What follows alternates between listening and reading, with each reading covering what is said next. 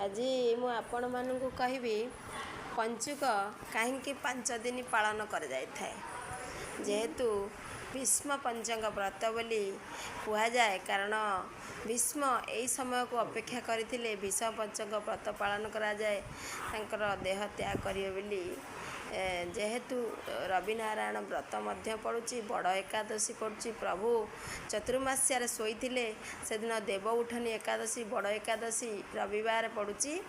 ତେଣୁ ଯେହେତୁ ଏ ବର୍ଷଟା 4 ଦିନ ପଞ୍ଚୁକ ପଡ଼ୁଛି, କାରଣ କ୍ଷୟ ତିଥି ଦ୍ୱିତୀୟା ତିଥିଟା କ୍ଷୟ ରହୁଛି। ଯେଉଁଦିନ ରବିବାର ଏକାଦଶୀ ପଡ଼ୁଛି, ବଡ଼ ଏକାଦଶୀ, ସେଇଦିନ 3ଟି ତିଥି ପଡ଼ୁଛି। କ୍ଷୟ ତିଥି ଅଳ୍ପ ସମୟ ପାଇଁ ରହୁଛି, ଦ୍ୱିତୀୟା, ତୃତୀୟା ରହୁଛି ସନ୍ଧ୍ୟାବେଳକୁ, ତ୍ରୟୋଦଶୀ ରହୁଛି। ତେଣୁ ସେକୁ ତ୍ରିସ୍ପୃଶ୍ୟା ଯୋଗ କୁହାଯାଏ। ବହୁତ ଭଲ ଦୁର୍ଲଭ ଯୋଗ, ଗୋଟେ ସ୍ୱତନ୍ତ୍ର ବିଧି ରହିଛି ଆମର ପଞ୍ଚୁକର। ଯେ ମା ଚଉରା ମୂଳେ, ତୁଳସୀ ମା ମୂଳେ, ତୁଳସୀ ଗଛ ମୂଳେ ଆମର କ'ଣ କରାଯାଏ,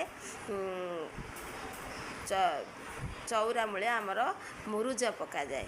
ତେଣୁ ମୁରୁଜକୁ ଆପଣମାନେ ସୁନ୍ଦର ରୂପରେ ପକାନ୍ତୁ ଏବଂ ପଞ୍ଚୁକ ପାଳନ କରନ୍ତୁ। ଏହି ପଞ୍ଚୁକରେ 5ଟି ଜିନିଷ ବିଷ୍ଣୁ ଭଗବାନଙ୍କୁ ପ୍ରିୟ ହୋଇଥାଏ। କ'ଣ ନା, ଆପଣଙ୍କ ପ୍ରଥମେ ତ ପଦ୍ମ, ତୁଳସୀ, ତାପରେ ଆପଣଙ୍କର ଚନ୍ଦନ ଏବଂ ଚତୁର୍ଥରେ ଅଗସ୍ତି ଫୁଲ, ପଞ୍ଚମରେ ମାଳତୀ ଫୁଲ।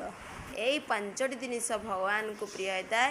କାର୍ତ୍ତିକ ମାସରେ ଏଇ 5ଟି ଫୁଲ ଆପଣ ଭଗବାନଙ୍କୁ ଚଢ଼ାନ୍ତୁ।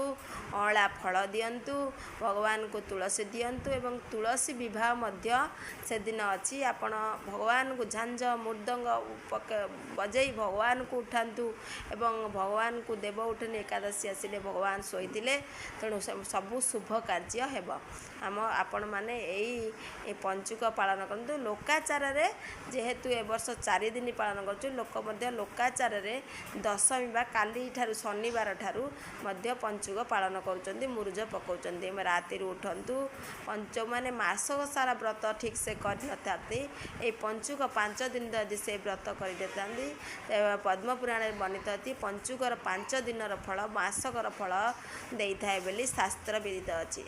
ଏଇସବୁ କରନ୍ତୁ, ଆପଣ ବହୁତ ପୁଣ୍ୟ ମିଳିଥାଏ। ଯଦି ମୋ ଭିଡ଼ିଓ ଭଲ ଲାଗୁଥାଏ, ଲାଇକ୍, ସେୟାର ଆଣ୍ଡ ସବସ୍କ୍ରାଇବ୍ କରିବେ। ରହୁଛି, ଜୟ ଜଗନ୍ନାଥ।